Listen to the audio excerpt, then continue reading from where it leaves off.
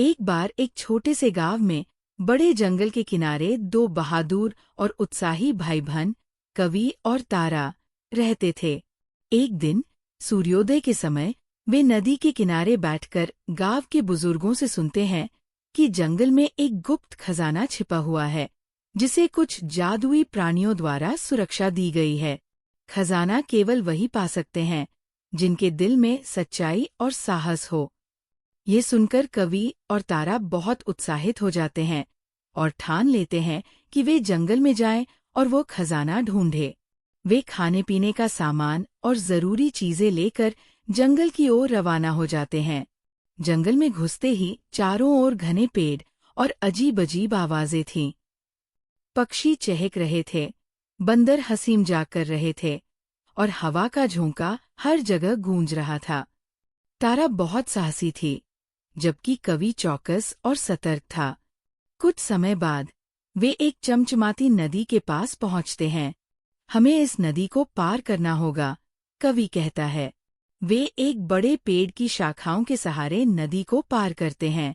जंगल में और अंदर बढ़ने पर वे एक बड़ी, बुद्धिमान हाथी गौरी से मिलते हैं। उसकी आंखों में चमक थी और उसका चेहरा एक हल्की मुस्कान से भरा हुआ था। तुम लोग कहाँ जा रहे हो? गौरी ने पूछा। हम गुप्त खजाना ढूंढने जा रहे हैं, तारा मुस्कुराते हुए जवाब देती है। गौरी ने धीरे से सिर हिलाया। यदि तुम खजाना पाना चाहते हो, तो पहले तुम्हें दया और साहस दिखाना होगा। अगर तुम रास्ते पर चलते रहोगे, तो तुम्हें एक चुनौती का सामना करना पड़ेगा।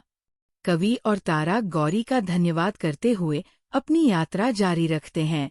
वे कुछ दूर और चलते हैं और एक बड़ी चट्टान के बीच एक रास्ता पाते हैं। अचानक चट्टान से एक आवाज आती है, अगर तुम इस रास्ते को पार करना चाहते हो, तो तुम्हें इस पहेली का जवाब देना होगा।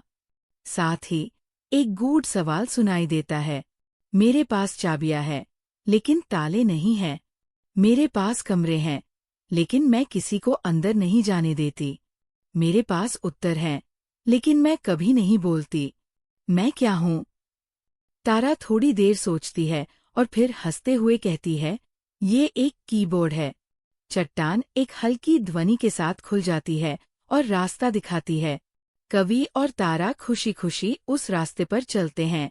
कुछ और समय बाद वे एक झुंड बंदरों को देखते हैं जो खतरे में थे। वे जल्दी से अपनी जालियों में फंसे हुए थे। कवि और तारा ने अपनी जालियां खोल दी और बंदरों को सुरक्षित किया। बंदर धन्यवाद करते हुए कहता है, तुमने हमें बचा लिया। अब हम तुम्हारी मदद करेंगे और खजाना ढूंढने में तुम्हारी सहायता करेंगे।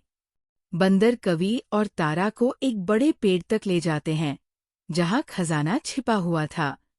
खजाना एक सुंदर मोती से भरा हुआ था, लेकिन असली खजाना कवि और तारा समझ जाते हैं, वह उनके साहस, मदद और अच्छे दिलों में था। इस दिन से कवि और तारा को उनके गांव में सम्मानित किया गया। वे धन के लिए नहीं, बल्कि यात्रा और रास्ते में मिले अच्छे अनुभवों के लिए जंगल में गए थे। कहानी से संदेश: असली खजाना अच्छे काम, साहस और यात्रा के अनुभवों में छिपा होता है।